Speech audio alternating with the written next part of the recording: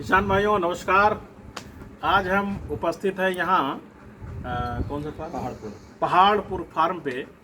यहाँ के उन्नत सेल कृषक खुशदीप जी, इन्होंने जिले में पेड़ी उत्पादन में द्वितीय स्थान प्राप्त किया। जैसा कि आप सब जानते हैं, गन्ने में पेड़ी का बहुत महत्व है और पेड़ी में लागत भी कम लगती है। अगर पौधे के साथ अगर आपने पेड़ी नहीं ली तो आपकी लागत का जो आंकड़ा वो गड़बड़ा जाता है। तो कहीं ना कहीं से पेड़ी का बहुत महत्व है और ये पूरे गन्ना विभाग के सामने बहुत बड़ा चैलेंज रहा है हमेशा से कि गन्ने में पर हेक्टेयर आय बढ़ाने के लिए पेड़ी उत्पादन होना बहुत ज़रूरी है। इसलिए खुशदीप जी ने चूँकि एक बहुत बड़े गन्ने की समस्या पर एक प्रेरणा स्रोत किसान के रूप में उभरे हैं और इन्होंने 1 हेक्टेयर में 1300 कुंटल उत्पादन प्राप्त किया है। ये एक बहुत ही प्रेरणा स्रोत है, बहुत ही आश्चर्यजनक उत्पादन है। हम खुशदीप जी से बात करेंगे कि आप बताएं कि आपने कौन कौन सी तकनीकी प्रबंधन अपने खेत पे किया जिससे कि इतना अच्छा पेड़ी उत्पादन आप कर पाए, और उन सब चीज़ों के बारे में हमारे किसान भाइयों को बताएं ताकि वो किसान भाई भी आपकी इस जानकारी का, आपकी इस तकनीकी का उचित उपयोग करते हुए हमारे किसान भाई भी अपनी पेड़ी की उत्पादकता को बढ़ा सकें। खुशदीप जी नमस्कार, मैं खुशदीप सिंह, ग्राम पहाड़पुर, पोस्ट उषा फार्म, ज़िला लखीमपुर खीरी का किसान हूँ।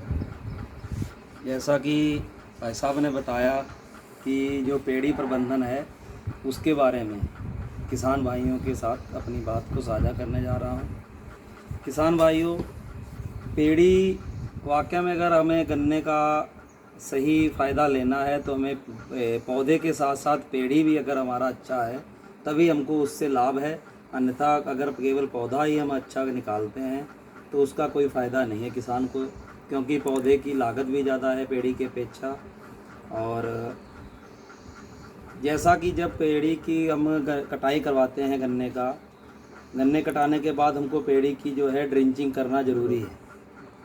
उसको ऊपर हम लोग फावड़े से, अभी मेरे पास ऐसा इम्प्लीमेंट नहीं हो सकता, इस साल हम इम्प्लीमेंट ले आए जो ट्रैक्टर से चले। अच्छा। एक तो हम ट्रेंच बीज से बोते हैं, हाँ। 4 फुट की दूरी रखते हैं नाली से नाली। तो अभी तक तो हम लोग जो है फावड़े से उसको गन्ने को ऊपर से ड्रेसिंग करवाते हैं। जी। ड्रेसिंग करवा के बराबर उसके बाद में एक हल्का इंसेक्टिसाइड अमीडा और उसके साथ में फंगीसाइड में साफ कार्बाडाइज उसका स्प्रे करवा देते हैं।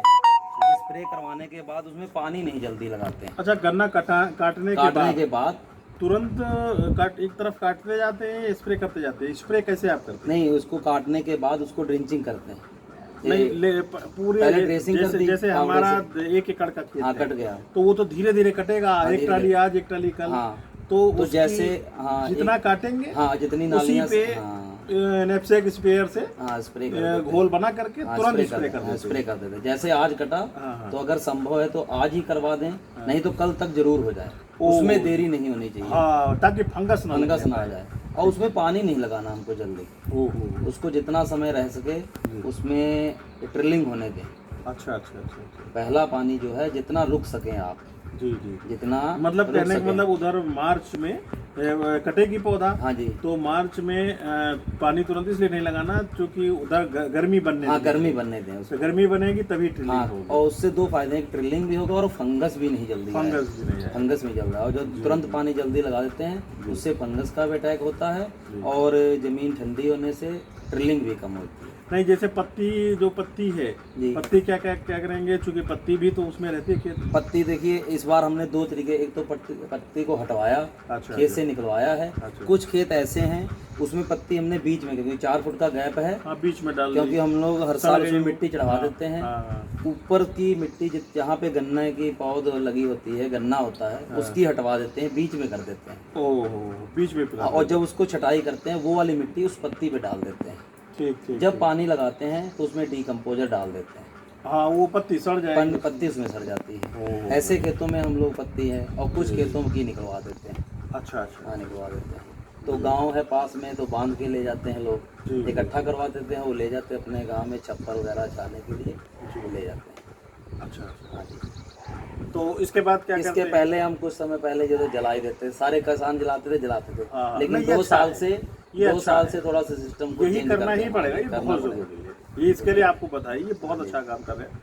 अच्छा, इसके बाद क्या करते हैं? उसके बाद में जब पानी लगाते हैं जी। तब हल्की यूरिया अच्छा और एनपीके या डीएपी अच्छा 1 बोरी एकड़ जी, की डालते हैं अच्छा उसमें। अच्छा अच्छा। हाँ जी।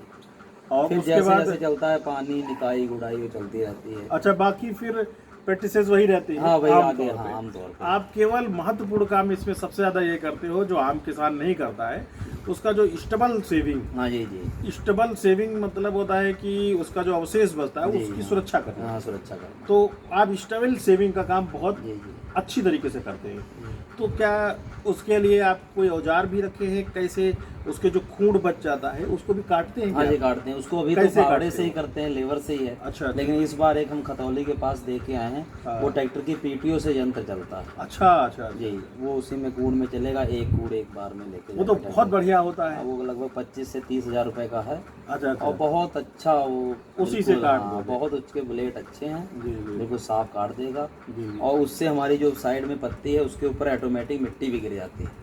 और अच्छा। उसी के ऊपर टंकी लगी हुई है, खाद भी हम डाल सकते हैं साथ के साथ। आगे आगे ड्रेसिंग होती जाएगी, पीछे हम उसी में खाद भी डाल सकते हैं। तो इस बार करेंगे आप हाँ इस उसको? बार लाएंगे वो। मशीन हाँ 100% 100 लाओगे? रुपये मैंने बिल्कुल। पेमेंट हो गई है, आहा, कर दी है। बहुत बहुत बधाई हाँ, पेमेंट कर कुलदीप दी जी। है। आप बहुत उन्नतशील काम कर रहे हैं। हमने तो आपका ये फार्म देखा, फार्म हाउस देखा, यहाँ की जो दिखावट है, जो आपका फार्म हाउस बना है भाई, थोड़ा सा है आप दिखाए कुलदीप जी का फार्म हाउस, तो इसका लुक ले ले ताकि लोगों को दिखाई पड़े कि गन्ने से भी बहुत फायदा है। और हमारे किसान भाई गन्ने की खेती करके अपना बहुत ही विकास कर सकते हैं और बहुत ही एक अच्छी ज़िंदगी जिसको कि कहते हैं, जिसका भौतिक स्वरूप बड़ा भव्य हो, वो भौतिक स्वरूप पा सकते हैं। और बहुत बहुत बधाई आपको। आप ने पुरस्कार आपने पुरस्कार पाया। आगे भी आप बहुत बड़े बड़े पुरस्कार पाएं कुलदीप जी, और बहुत बहुत धन्यवाद। अंतिम में 2 लाइन किसान भाइयों के लिए बताइए जो आपकी सफलता की चाबी है, कुंजी है।